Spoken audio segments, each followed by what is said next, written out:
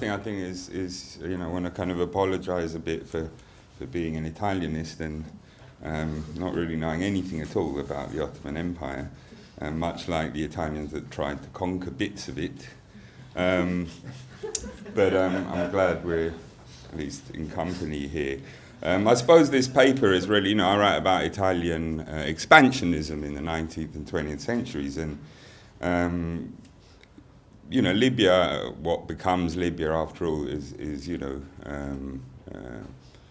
hardly the best bit of the Ottoman Empire.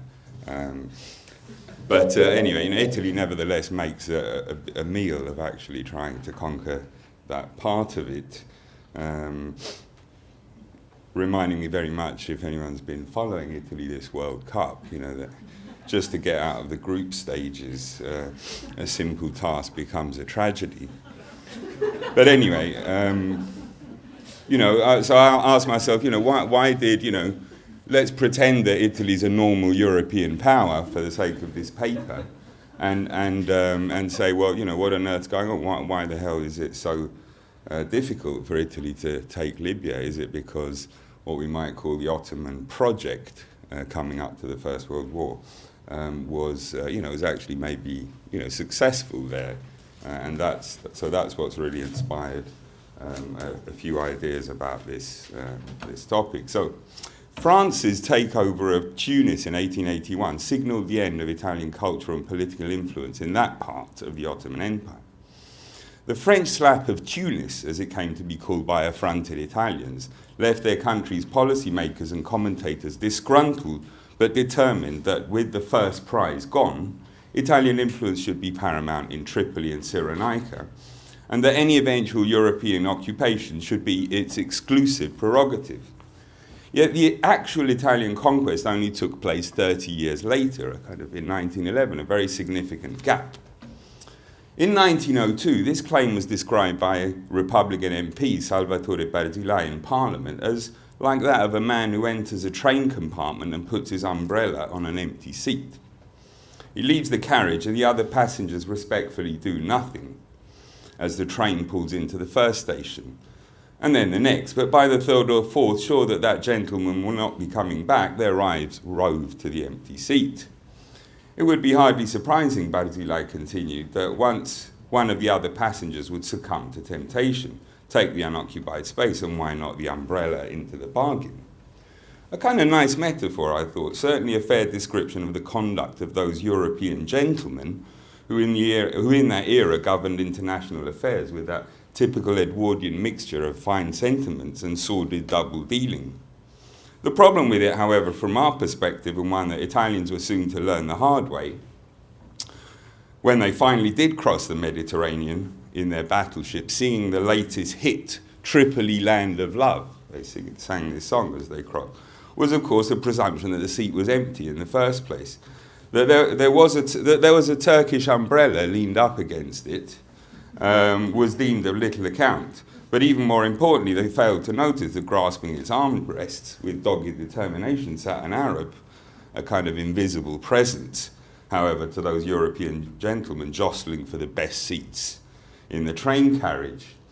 When Italy finally got round to the theft of that Ottoman province, the last Ottoman province in North Africa, what Sidney Sonnino, Italian politician, had called, compared to the emporiums and wealth of Tunis and Algeria and Egypt, the rocks and sands of Tripoli, the expectation dearly held among Italians was that the campaign would be a passeggiata, a promenade likely to be over in a few weeks.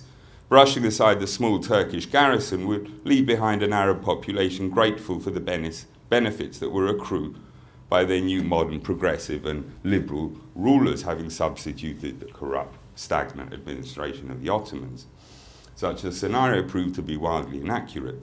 Within a few days of the invasion, the Italian forces that had landed in Tripoli and other Libyan coastal cities found themselves besieged by Turkish-led Arab forces just outside the towns and just outside the range of Italian battleships in the Mediterranean, and precariously risking a knife in the dark or a rifle shot from a window, courtesy of the civilian population within the towns. The war settled into a brutal and bloody conflict of attrition. For the Italians, the Arabs' determination to resist was labelled as a betrayal, an apparently strange word to use, seeing as no promise of allegiance had ever come from them, but one which permitted the Italian liberal conscience to justify systematic reprisals and eventually mass deportation. The war, despite Italy on paper having conquered and annexed Tripoli and Cyrenaica within a few months, in reality dragged on for the next 20 years. More than 100,000 Italian troops were stationed in Libya in 1912 and immediately after the First World War. Libya's population did not exceed the 1 million mark.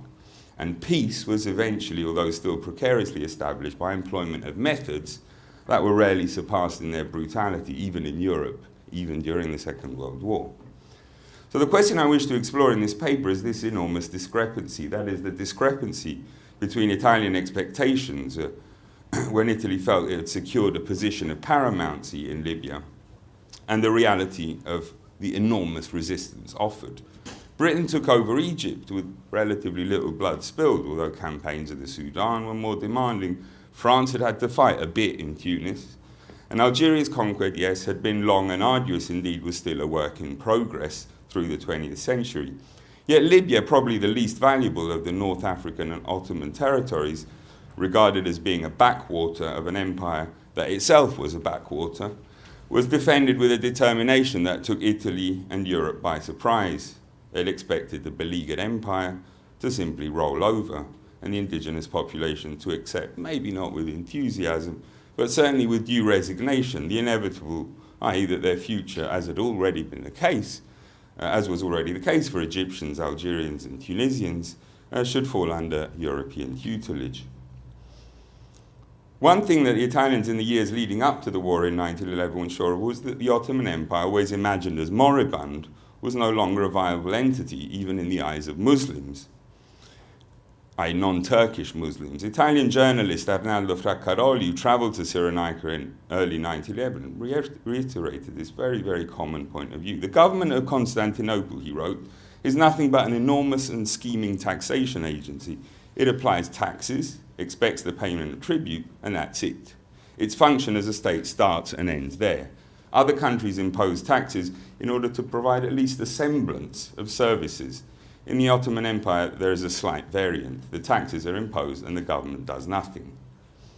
The prospect of Italy taking over was meant to be a mouth-watering proposition for Libya's Arab population.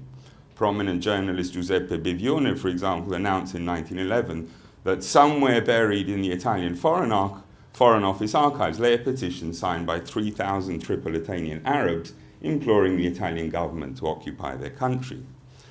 Apparently, the, quote, leaps and bounds in progress and civilization made in French Tunis and Algeria and British Egypt, Finaldi continued, had instilled in Libya's Arabs the, quote, desire that the appalling rule of the Turks be transformed into fertile European occupation. It was, he continued, the Italians that were predestined to do in their country what England had done in the east and France to the west. According to another colonial expert, Vico Mantegazza, speechifying on the rights of civilization in Tripoli in 1910, the Arabs have always hated the Turks, whom they regard as barbarians. Another Italian traveller to Tripoli wrote in 1905 that, quote, an abyss divides the dominant and subject race. For the Arabs, the Turks are foreigners today, in the same way that they were foreigners at the beginning of their occupation. Few can speak Turkish, yet the majority of Arabs can understand Italian. Even Italian children were told as much. School textbooks between the 1880s and 1911, of which I've studied many, always pictured Libya in this light. Typical example would be the domination of Turkey. This is a primary school textbook of 1910. The domination of Turkey has caused the territory of Libya to become miserably poor and full of barbarians. Yet imagine that at the time of our Roman forefathers, Italy used to import an abundance of wheat and olive oil from this region, and Libya was so rich that a common saying was, it's as fertile as Libya. Now it has become a desert and its inhabitants are dying of starvation. As late as the 1960s, Italian historian of Tripoli Ernesto Rossi could write, the Arab Berber population looked to the Turks only as dominators, excepting when they showed some solidarity in terms of outbursts of fanaticism. Yet, from this point of view, probably as we've heard, was it any different from any of the more mature colonial states. To any educated European of the late 19th century, there was often complete blindness to the possibility that history was also happening south of the Mediterranean or east of the Mediterranean. The Times of London, for example, in 1881 commented on the French takeover of Tunis, could simply state that the fact remains, quote, that it is only by the influence of Western ideas and enterprise that the countries of Islam can be rescued from irretrievable decay. In Morocco, in Tunis, in Tripoli, not to mention further east, everything remains as it was 3 to 4 centuries ago. In other words, the Ottomans had essentially done nothing for 400 years. Of course, these were views born of ignorance, wishful thinking, and lustful desire. While there may indeed have been at times little love lost between the rulers, their rulers and the Arabs and Berbers who made up the majority of the population in Tripoli, the Fezzan and Cyrenaica, Italians failed to believe in the existence of an age-old respect for a traditional political order and the force of inertia born of centuries of negotiation, which you've heard so much about, and renegotiation between the Ottoman Empire and its subjects, and certainly in this part of Africa, and it should not be underestimated. The Turks, E. Evans Pritchard wrote in his illuminating hands-on study of the Senussi order of Cyrenaica, published just after World War II, had remarkable, quote, in the economy with which they bestowed peace on the Arab world for close on 400 years, end quote. In the intricate mesh of religious, political and tribal loyalties that made up Arab civilization, including in Libya, the Turks, Evan Pritchard stated, and quote, did not confuse government with bureaucratic interference in the name of moral regeneration, presumably a refreshing approach for the indigenous in the age of rampant European empire. But Evans Pritchard here, of course, focuses on inertia.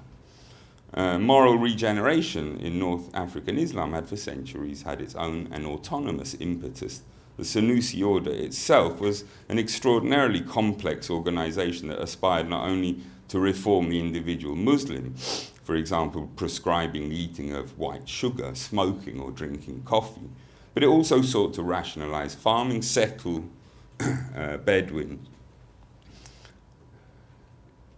regulated trade. It had a worldly agenda and a very powerful notion of how the Muslims' terrestrial existence should be governed. It was therefore also a military organization that was not averse to taking up arms, especially against Europeans. And by 1911, it had been organizing resistance to French incursions in southern Libya for some years. Previously, at times, it had fought the Turks. As far as its relationship with the Turks coming up to 1911 had gone, more or less the Senussi order was neutral. That is, it was prepared to accept a Turkish caliphate, but it should be left to its own devices in terms of its own local political, economic and moral agenda. Istanbul had decreed wisely that the Senussi order should pay no taxes, but in exchange the order should recognize the suzerainty of the Sultan. Certainly one of the fundamental tenets of Senussi Sufism was that in an ideal world, Muslims could only properly be Muslims if they were ruled by Muslims, certainly not by Christians. Yet much more than traditional Sufi moral regeneration was at work through the Ottoman provinces of North Africa. The studies of Lisa Anderson and Rachel Simon, among others, have alerted us to the fact that in the 2 decades surrounding the turn of the 20th century, in reality, what might be termed European ideas, as we've heard, were sweeping through the Ottoman Empire, including in faraway Tripoli of the West. But openness to European ideas, as well as Europe's science, technology, its literature and history, were far from making the Ottoman Empire's educated simply anxious for a European takeover, as Lisa Anderson sums up for Tripoli. On the eve of the Italian invasion in 1911, Tripoli possessed an administrative bourgeoisie and educated elite that were largely the product of European-inspired reform, but unlike their counterparts in Tunisia and Egypt, the elites were not the creation of direct European intervention. Their commercial contacts and political patrons were not based in Paris, London, or Rome, but in Istanbul. Inept Italian attempts at last-minute penetration failed to draw substantial numbers of the provincial notables away from their reliance on and support for the Ottoman Empire, and the Ottoman administration provided the structure of early resistance to Italian rule in the 20th century. The illusion, best exemplified by the 1928 Italian movie Kiftebi, was the enormous prestige of European material culture, its business, its finance, its political ideals, in other words, its civilization, as Europeans like to call it, would eventually open the eyes of local elites to the benefits of European rule.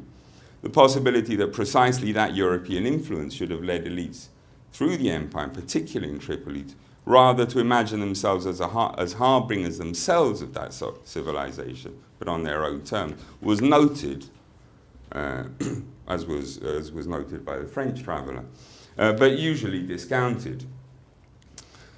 For example, in Tripoli in 1911, Italian engineer Ascanio Sforza met an Arab journalist, and conversation with him noted that, and quote, in his historical illusions, he seems to prefer the French Revolution rather than anything to do with Ottoman history. And he also had this Jacobin intolerance for Europeans and attributed to us all the ills pervading the Islamic world. And I really believe that all the journalists in Tripoli are united in this conviction. Sforza's description of the 8 newspapers published in Tripoli between 1907 and 8 highlighted that, for example, the newspaper Tamin-i Hurriyet, Propagation of Liberty, sought the expulsion of Europeans and their consulates, nests, it rightly argued, of intrigue against the empire. In the small town of Misrate, Sforza met the teacher of the only small school there, one Haji Muhammad Ajedi, who, according to the Italian, had travelled round Italy as a carpet salesman, but had returned armed with books. He taught Turkish, Arabic, French, and some Italian. And his geography manuscript that he'd written out himself by hand stated that, quote, among the first and most civilized European nations is Turkey. One can also know England and France, and also Italy. As for the textbook, he used an Italian textbook to teach his children Italian. All references to the word Christ had been carefully crossed out. To add to this outpost of the Ottoman Empire's very keen awareness of world affairs, it should be noted that from 1878 on, Tripoli had been used as a kind of Siberia, wherein to exile Ottoman subjects who were in some way uncomfortable to the Sultan's regime. Yet Libya was hardly Siberia. Its cities and settlements providing a sounding board for these exiles to discuss, to read, to think about the future governance of the Ottoman Empire. They were above all sure that European rule was not the answer. The strange concentration in Libya of highly educated and outward-looking officers and intellectuals who used their time in this Ottoman Siberia to often come in contact and to think about what the future of Ottomanism was really about.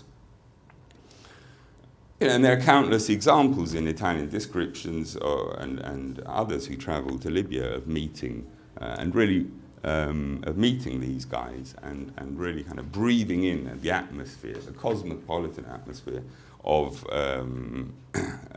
Istanbul.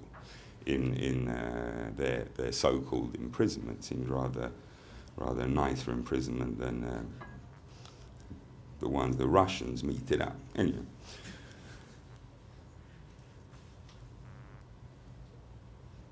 So due to Italy's hopes and this misplaced sense of its destiny, i.e. that as long as they got the assent from the other European powers, in the near future Libya would simply fall into their lap. And there they would be graciously accepted as liberators and paternal partners for the Arabs. Italians failed to notice that the Turks and Arabs had not been inactive. The reality was that the Ottoman reoccupation of Tripoli and Cyrenaica in 1835 from an autonomous family that had been running that area had been a direct response to French occupation of Algeria. Although Istanbul's occupation had not been without its problems, on the whole, the long period of sustained Ottoman rule in Tripoli and Cyrenaica had seen the implementation of a series of reforms which did indeed create an elite with its eyes firmly fixed on Istanbul rather than Paris.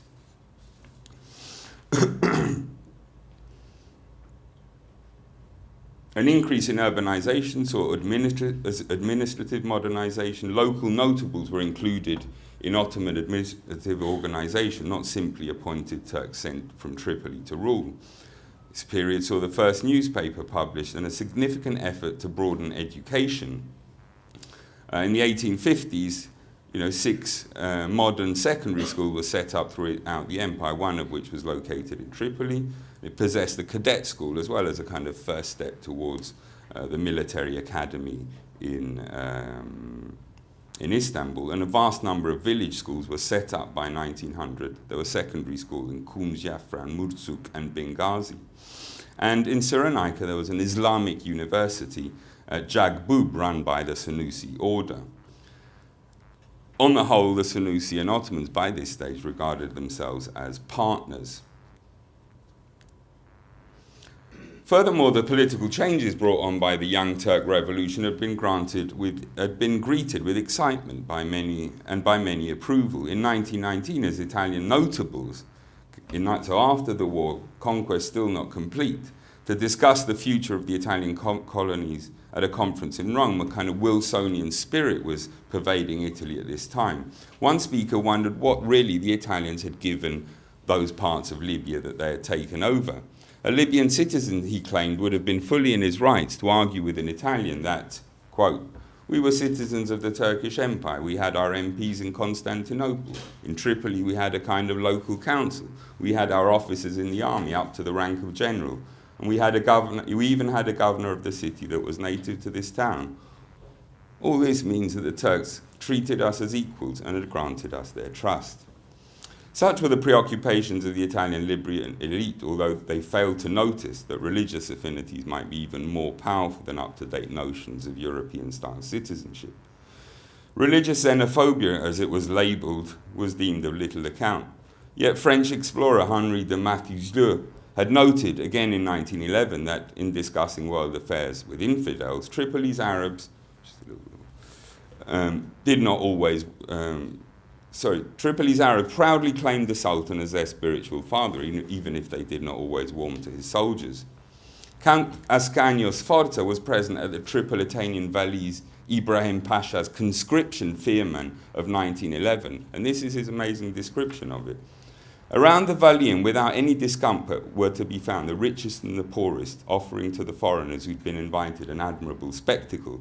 Nothing could demonstrate to me the sincere equality between Muslims that the Quran and its hundreds of years of dissemination had produced. In front of a huge throng of Arabs, the Vali read out the fearman conscripting the population to fight against the Italians, followed by a series of ultra-patriotic speeches delivered by notables. It seemed that Islam was about to reconquer the world. So, conclusion. In Libya, the decades surrounding the turn of the 20th century, the knowledge that other North African countries had fallen to European hegemony provided people with a kind of preparatory context, a schooling, if you like, in which plausible and new forms of anti-European coalescence were imagined, and when the time came, translated into very effective resistance, well, at least against the Italians. In other words, the period in which Italy insisted that it had, as it were, the right of intervention above all other powers, a kind of paramountcy in Libya, it had in fact lost the initiative. While Italy secured the assent of the great powers to an eventual intervention via a laborious process of diplomatic negotiation, it left enough time for Libyans, through the moderate but significant reforms carried out by the Ottoman government, which were intensified after the Young Turk Revolution, through the leaven of the many Ottoman exiles on this backdrop of a shared Islam.